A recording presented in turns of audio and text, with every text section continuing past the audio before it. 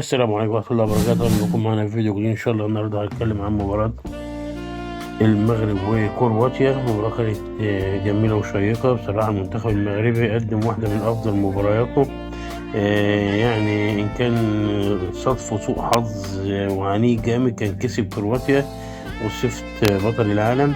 من اعتقاد المغرب كان أفضل منتخب من المنتخبات الثلاثة اللي لعبوا قبل كده، حتى لو كان الأخضر أو السعودي فاز على الأرجنتين 2-1. فاز برضه باجتهاد وعقل ودماغ والمدرب كان عامل شغل، بس مش زي وليد الكركاري في منتخب المغرب. لا بصراحة المغرب عملت ماتش حلو جامد، وكانت ند كويس لكرواتيا لولا وضيعت كور كتير، وكرواتيا ضيعت بوفال. يعني بصراحة لا، يعني المنتخب المغرب كان فايق قوي. أنا برضو ما زلت عن توقعاتي المنتخب المغرب إن شاء الله هيعدي الدور التاني من المجموعة دي، بس هو شوية تركيز كده إن شاء الله ربنا يكرمه.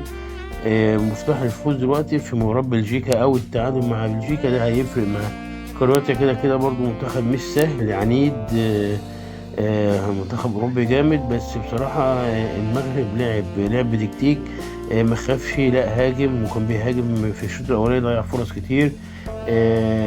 بصراحة بحس المباراة ماشية كانت سجال ما بين الاتنين، سواء في التمريرات أو التمريرات الصحيحة أو حتى في الاستحواذ أيا كان شوية لكرواتيا. لا بس المغرب يكفي اللي هي شايطة أكتر منها على المرمى، يعني مش تحت الخشبات، على المرمى ككل يعني. لا إن شاء الله المباراة الجاية للمغرب هتكون لها وضع تاني، وإن شاء الله هتتأهل مع بقية الدول العربية. ودكم اللي بنزل في الفيديو، والسلام عليكم ورحمة الله وبركاته.